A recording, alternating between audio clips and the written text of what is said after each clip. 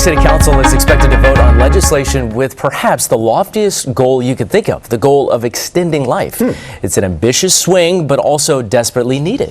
Why? Well, back in 2019, New Yorkers saw their average life expectancy plummet from about 82 and a half to 78 in just 12 months. So this legislation is trying to address health disparities, expand access to health care, and extend the average lifespan of all New Yorkers back up to 83 years by 2030. And we've all been in this discussion throughout the commercial break. Why the decline?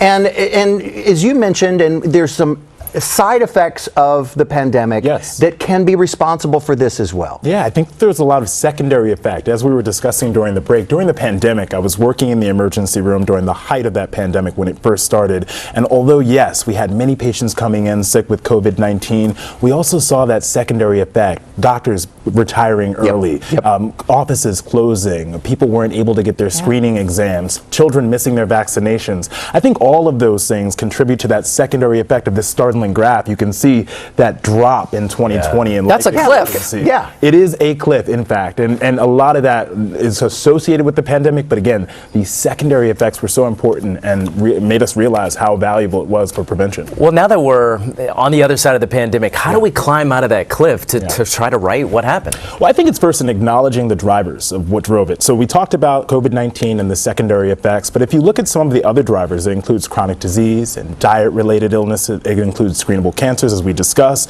also overdoses, and maternal mortality. Those are some important factors that, as a public health establishment, we can work to change, but also what we can do in our normal life. There are many things that many of us can change in our everyday life that can help to extend our life. I did a story on the Upper East Side, was hospital-driven, and they said you go to East 96th Street. North of East 96th Street, you see a much lower life expectancy. Why? Vegetable oil. Yes. South of East 96th Street, olive oil.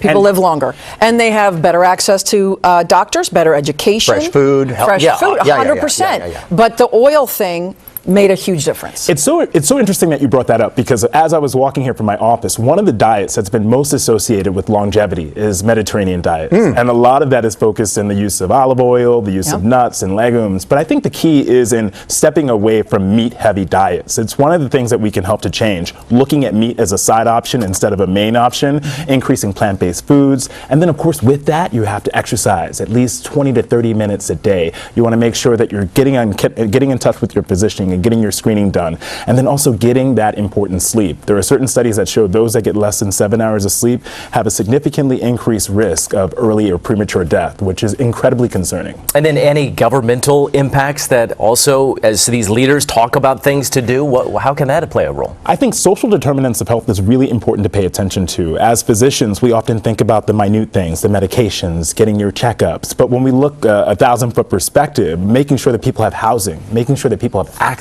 making sure that people have coverage. Those are important dynamics that we need to make sure every New Yorker has in order to help them live longer. And I love this saying that my mom always said, it's treat your body like a house you have to live in for the next 80 to 90 years. Your mom. We know when we treat our cars and we treat our pets better than we treat ourselves. So paying attention to yourself is really important. And it's also, I think, to be fair, we spent a lifetime of getting people in the pattern of going regular doctor checkups. And then during that COVID time period and shortly thereafter, we just fell off that cliff and nobody was really doing it. So now we have to get people back in the habit. And I think showing you guys what we just saw today should help you say, I do need to make a doctor's appointment. I do need to get a yearly checkup. It's important. It's incredibly important. And I was a part of that group. I missed my doctor's appointments mainly because I was working so much and it was difficult to get into that office. And so now hopefully this is a sign for many people to make that appointment.